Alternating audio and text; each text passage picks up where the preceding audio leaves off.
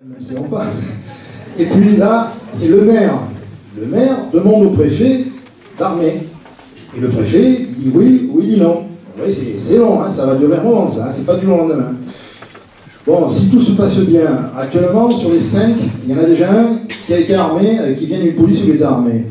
Il y en a un qui est gendarme réserviste, donc il connaît les armes. Il y en a un qui a été militaire, il a porté des armes. Il y en a une qui a été dans la police nationale, elle a porté des armes. Donc, à ma connaissance, il n'y a vraiment qu'une personne qui n'a jamais porté d'armes. Bon, une fois qu'on aura mis en place, qu'on aura fait ces stages, il faut mettre en place donc ce qu'on appelle le mouvement des armes. Il faut savoir que les policiers municipaux, contrairement aux gendarmes et aux policiers nationaux, n'ont pas le droit de rentrer chez eux en armes. Donc, il faut une armerie, donc on achètera les coffres, on mettra en place le registre du mouvement des armes, on passera une convention avec un club de tir, il y aura des tirs obligatoires, le maire, une fois par an, signera toutes les fiches de tir, et les choses se feront comme elles se font ailleurs. Quasiment entre 40 et 50% des polices municipales sont armées. Il faut savoir que le Castellet est en train de s'armer, Saint-Cyr c'est fait, Bandol c'est fait, Olioul, Sifour c'est fait. Bon, il reste Sanary qui n'est pas armé, mais il y a un commissariat et une centaine de policiers, bon, on peut s'en passer.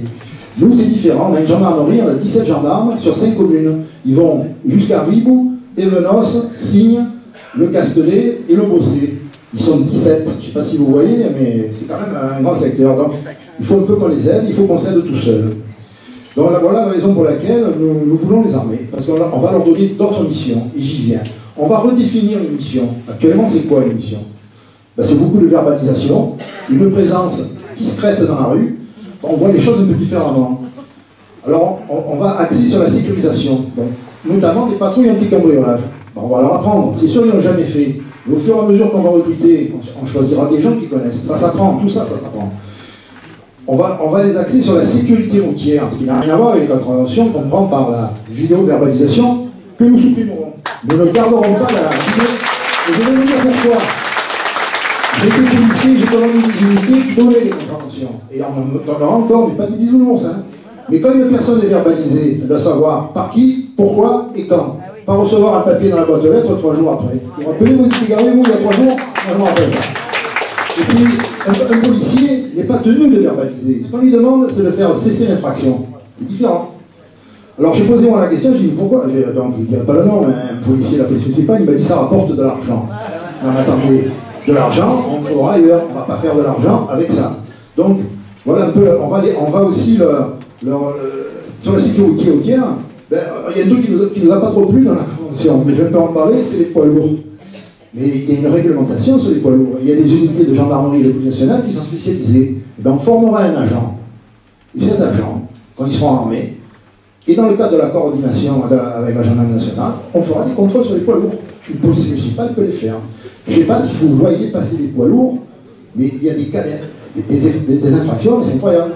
Donc, on va aussi s'occuper de ça. C'est un aspect qu'il ne faut pas perdre de vue.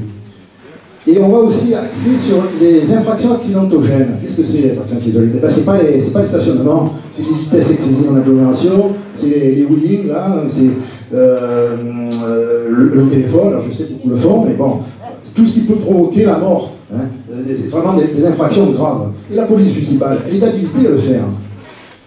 Nous aurons une police rurale. Cette police rurale fera la police de l'environnement. Parce qu'au bout de l'environnement, c'est bien l'environnement, mais au bout, il y a toujours des gens qui ne le respectent pas. Donc il faut une police. Donc on le fera.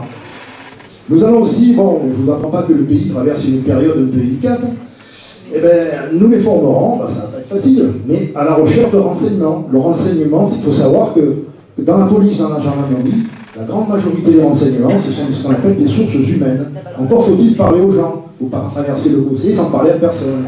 Quand on tourne en patrouille, il faut savoir s'arrêter, sortir de la voiture, parler aux gens. Ben, tout ça, on leur apprendra. Il faudra qu'ils resserrent le contact avec la population.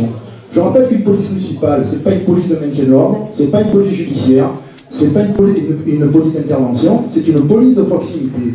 Et c'est pas normal que maintenant, ils ne connaissent plus personne, sachant qu'à l'époque de Patrick Duchesne, c'est pas vieux, hein, et de M. Boulommier, eh ben, ils connaissaient énormément de gens. Et là, ça s'est affaissé, et ben on remontera. Et puis on terminera par la lutte des incivilités. Alors moi, ma marotte, c'est le bruit, je ne porte pas. Bon, c'est chacun la sienne, hein. Alors on a les nôtres. Hein. Alors ceux-là, c'est souvent des mineurs. Bon, on leur expliquera, on appellera les parents. Puis s'ils ne comprennent pas, eh ben, tant pis pour eux. Et puis après, il y a les autres, venus d'ailleurs, souvent le week-end, quand il y a des grands prix. Alors ceux-là, c'est des gens qui sont majeurs, qui font du bruit pour faire du bruit.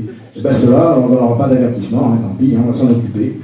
La réglementation, elle existe, elle n'est pas appliquée, mais on peut l'appliquer. C'est pas dur du tout. Voilà, j'ai été assez synthétique. Si vous voulez poser des questions ultérieurement, je suis à votre disposition. Et merci de votre écoute.